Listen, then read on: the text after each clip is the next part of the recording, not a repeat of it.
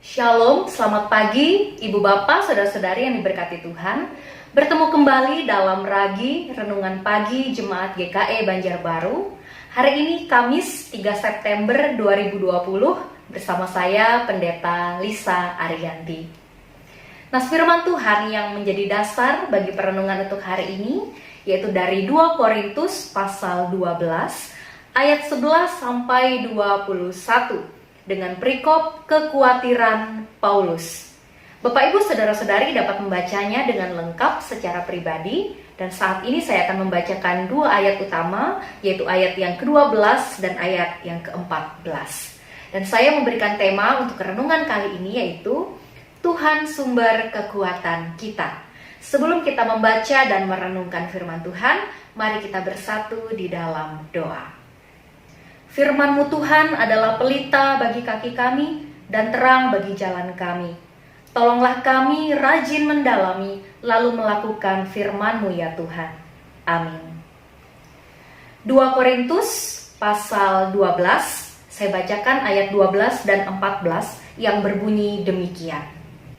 Segala sesuatu yang membuktikan bahwa aku adalah seorang rasul telah dilakukan di tengah-tengah kamu dengan segala kesabaran oleh tanda-tanda, mujizat-mujizat, dan kuasa-kuasa. Ayat 14, sesungguhnya sekarang sudah untuk ketiga kalinya aku siap untuk mengunjungi kamu, dan aku tidak akan merupakan suatu beban bagi kamu, sebab bukan hartamu yang kucari, melainkan kamu sendiri. Karena bukan anak-anak yang harus mengumpulkan harta untuk orang tuanya, melainkan orang tualah untuk anak-anaknya. Tuhan Yesus bersabda, yang berbahagia ialah mereka yang mendengarkan firman Allah dan yang memeliharanya. Amin. Ibu bapak, saudara-saudari yang diberkati oleh Tuhan, pernahkah di dalam hidup ini saudara mengalami satu fase hidup di mana saudara berada di titik jenuh dan lelah di dalam pekerjaan dan pelayanan saudara, karena banyaknya tantangan dan pergumulan yang harus dihadapi.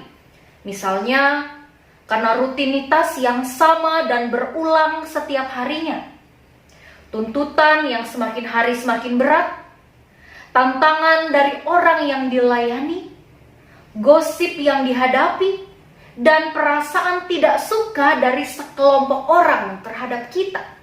Dan semua itu melemahkan kita, melemahkan semangat kita. Saudara-saudara yang terkasih, Rasul Paulus juga menghadapi hal serupa. Ada begitu banyak tantangan dalam pelayanannya, khususnya di tengah-tengah jemaat Korintus. Ada pihak-pihak yang meragukan dan mempertanyakan kerasulan dan pelayanannya. Ada pula yang menganggap Paulus sebagai beban bagi jemaat dan menganggap Paulus mengambil keuntungan dari jemaat. Hal-hal itu membuat Paulus mau tidak mau harus menjelaskan panjang lebar soal kerasulan dan pelayanannya dalam perikop ini.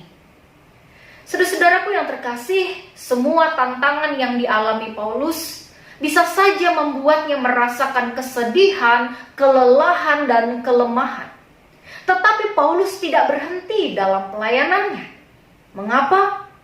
Karena perkataan Tuhan kepadanya dalam suatu penglihatan itulah yang menguatkan dia.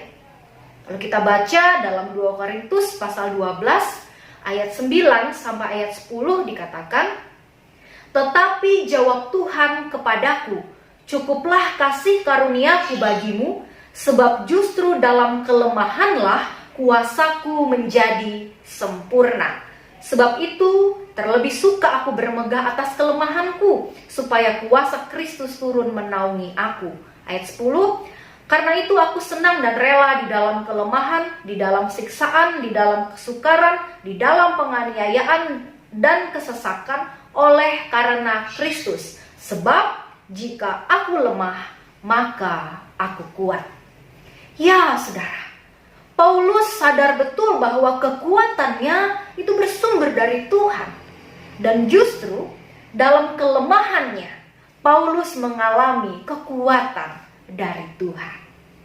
Saudara-saudari yang diberkati Tuhan, jika saat ini saudara sedang mengalami kelemahan dan kelelahan karena tantangan berat, baik oleh karena pekerjaan maupun pelayanan saudara, maka hari ini kita belajar dari firman Tuhan dan pengalaman Rasul Paulus bahwa hidup ini adalah sebuah perjalanan yang tidak selalu lancar, mudah, dan mulus. Tantangan itu pasti akan dan selalu ada di dalam hidup kita. Dan mungkin kita bisa merasa lelah dan lemah karenanya. It's okay to not be okay. Tidak apa-apa untuk tidak baik-baik saja. Itulah proses hidup yang harus kita hadapi dan nikmati. Berhentilah sejenak. Datanglah kepada Tuhan. Jujurlah di hadapannya tentang apa yang kita rasakan saat ini. Sebab saudara, di dalam pengakuan kita bahwa kita lemah, kita menjadi sadar bahwa kita adalah manusia yang terbatas. Manusia yang tidak bisa hidup dengan mengandalkan kekuatan sendiri. Kita tidak bisa berjalan tanpa pertolongan Tuhan. Dan pada akhirnya saudara, hanya di dalam Tuhan Yesus Kristus sajalah kita bisa menemukan kekuatan kita kembali untuk melanjutkan hidup dengan segala tantangannya. Sehingga dengan penuh keyakinan kita bisa berkata, jika aku lemah, maka aku kuat karena Kristus sumber kuatku. Kiranya firman Tuhan hari ini boleh memberkati dan menguatkan kita. Amin untuk firman Tuhan. Mari kita berdoa. Bapa, terima kasih atas firman-Mu.